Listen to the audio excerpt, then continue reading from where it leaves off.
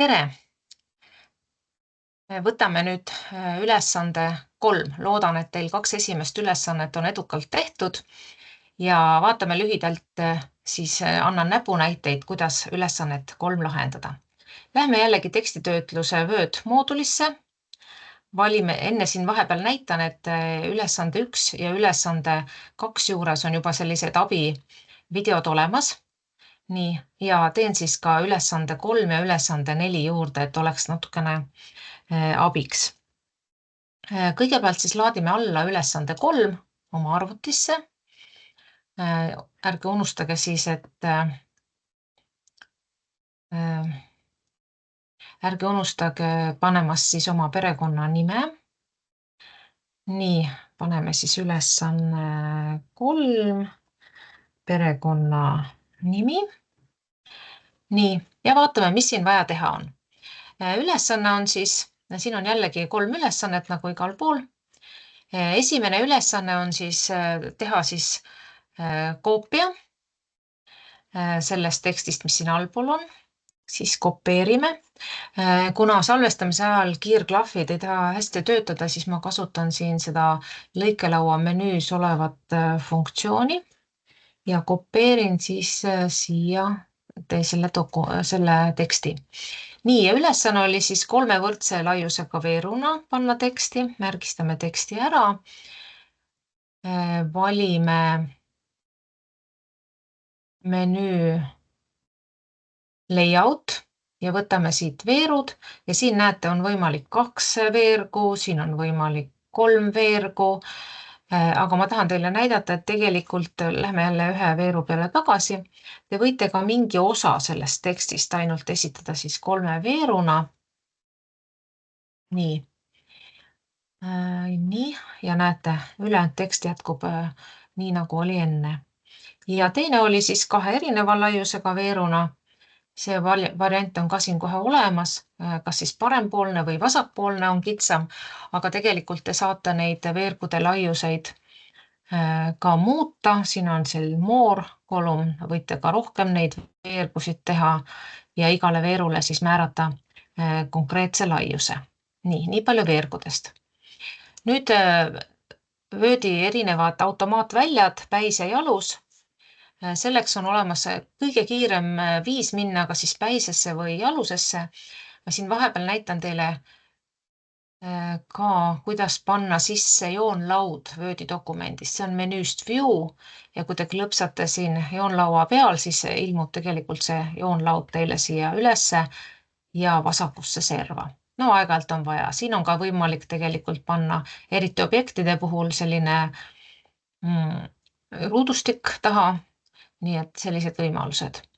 Nii, ehk siis saate minna kohe siia klõpsata siin ülemisel osal, et ma korraks lähen tagasi, näitan, et kui te vaatate joonlauda, siis see hall osa ongi päis, jalus või siis veerised. Nii, lähme siia ülesse ja lisame siia siis näiteks,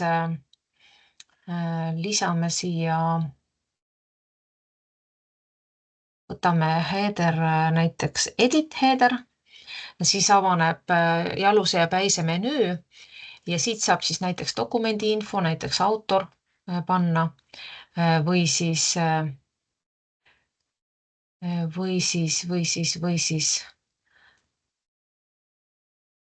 saate panna faili nime, nii nagu oli öeldud. Siis hästi kiiresti saate jalusesse, siin on selline nupp nagu go to footer. Ja kui te olete jaluses, siis te saate go to header kohe. Siia saab siis panna näiteks mõne näiteks kuupäeva. Siia saab panna lehekülje numbri. Siin on võimalik valida, et esimene leht on siis erinev või siis paaris ja paaritud lehed on erinevad. Näiteks, miks on oluline see different first page on sellel puhul, et näiteks te näete, et esimesel lehel ei ole numbrit, näiteks kui see on tiitelleht ja te ei taha sinna lehekülje numbrit, aga teisel ja 3. lehel on.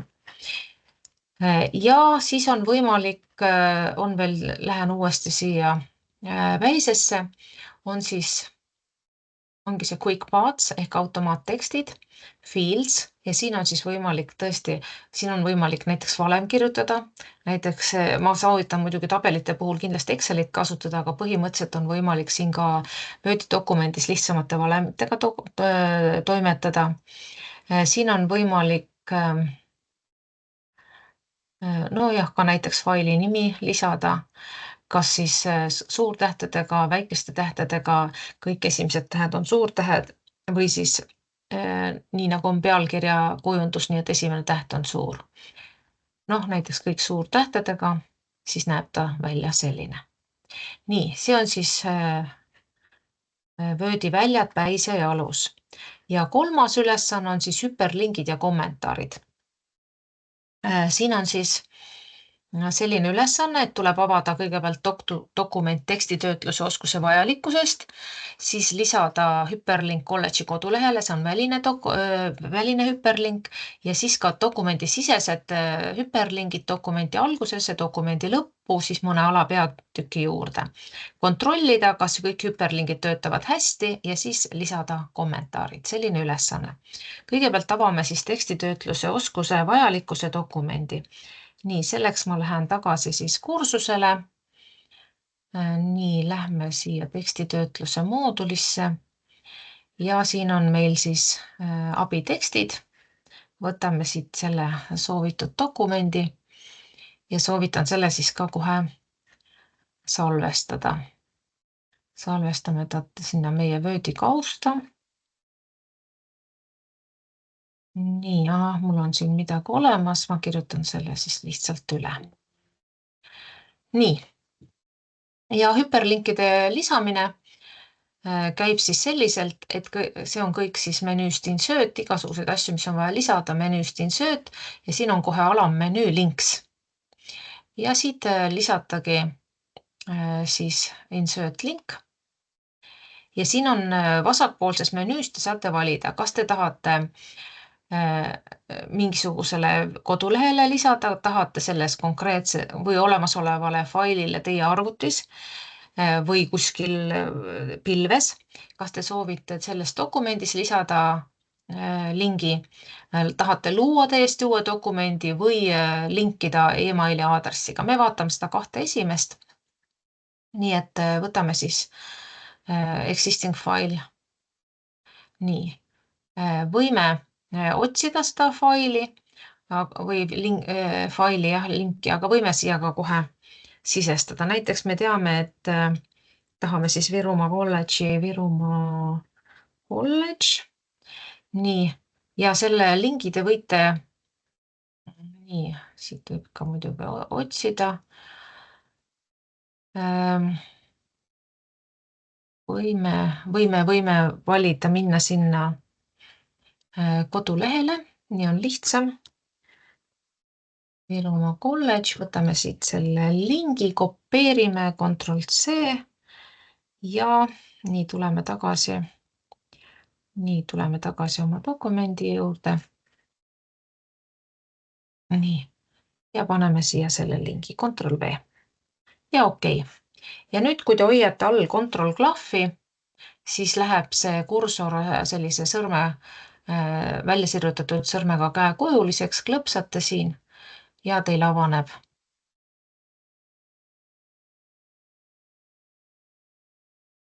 koduleht.